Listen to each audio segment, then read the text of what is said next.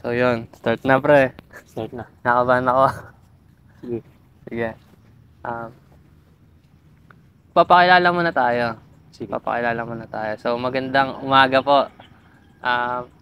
First time lang namin po itong ginagawa, itong mga ganitong pagbablog, pagre-record. Kasi meron naman tripod dito, meron namang mga camera. Bakit hindi na namin or nating subukan i-record yung sarili natin? Baka mamaya meron tayong mga alam na pwede nating i-share sa mga tao. Diba? So, ang pangalan po ng aming simpleng vlog Evergreen. is Evergreen Vlogs. So, bakit Evergreen Vlogs? Wala lang. Basta parang maganda lang siya pakinggan, Evergreen Vlogs. So, siguro mauna muna magpapakilala tong kasama ko dito sa kabila. Magandang umaga po sa inyo lahat. Pangalan ko po is Jagger Chico.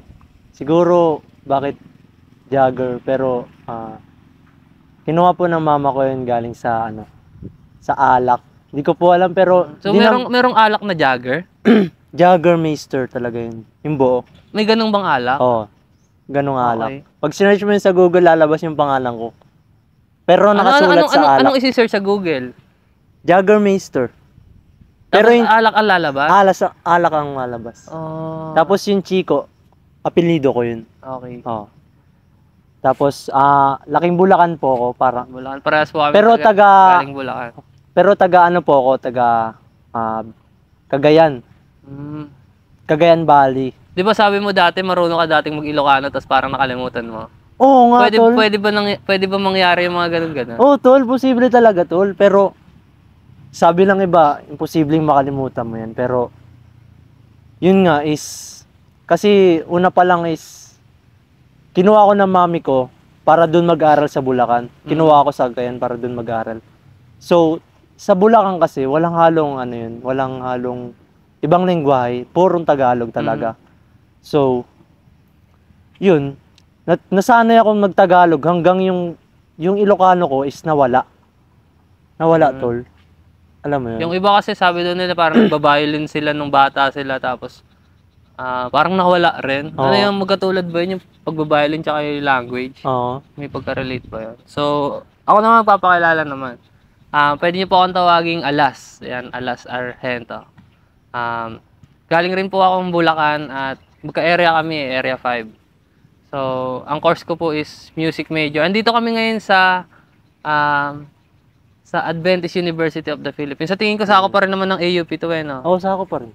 So, ayan, yung vlog namin, hindi siya katulad ng vlog ng iba, kasi yung iba nag-ano pa sila, nag-prepare pa sila, pinapaganda pa nila kami. Kung ano yung suot namin nung tagpuan kami, ganun na lang, wala nang prepare. Basta i-set up mo yung camera,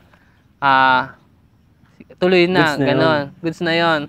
Kahit hindi masyado maganda yung lugar. Maganda naman yan. Minsan yung yung pagiging natural din yung maganda eh. Keep it natural. Maganda talaga dito sa UP. Andito kami ngayon sa may mga bukuhan. Sige, ang mga content namin is walang script. Ano lang siya, parang impromptu lang. Siguro simulan natin sa pagpili na lang, sa pagpili natin.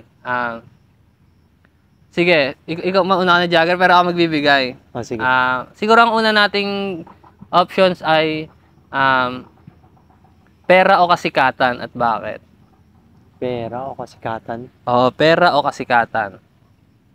At bakit yun ang mapili mo? Yung pera na yun is milyonaryo ka na talaga. Siguro, yung ano ka na, parang classified ka na mayaman ka. Siguro, kasikatan siguro. Kasikatan kaysa sa pera? Bakit? Kasi syempre, pag sikat ka, syempre, marami ka rin pera.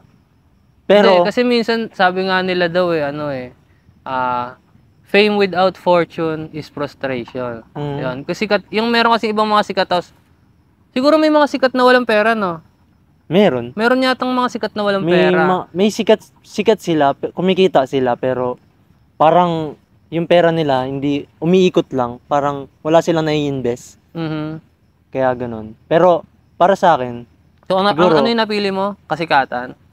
Yun lang naman sa dalawang option eh. Oo, kasikatan. Pera ba o kasikatan? Kasikatan na lang siguro. Okay. Kasi inaano ko rin kasi yung, syempre, yung family ko, broken kami. So, siguro pag naging sikat ako, tas yung sumikat yung apelido ko na Chico, siguro may kita yun ng tatay ko. Kasi yung tatay ko, hindi ko yung nakita eh. Tol, hindi ko yung nakita.